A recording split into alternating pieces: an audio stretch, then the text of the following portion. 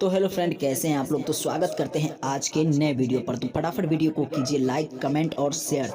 तो स्वागत है आपको DK Paswan Bhojpuri YouTube channel पर। तो चैनल को सब्सक्राइब कीजिए और बेल आइकन प्रेस कीजिए ताकि हम कोई भी वीडियो अपलोड करें तो आप लोग को सबसे पहले मिल जाए।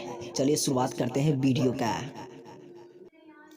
तो जी हाँ फ्रेंड, मैं बता दूं कि रमेश रेशमिया का सुपर हिट लोकगीत जल्द ही रागनी म्यूजिक पर आप लोग को देखने को मिलेगा। जी हाँ, यही वो सॉन्ग है रेलिया बनल सौतेनिया।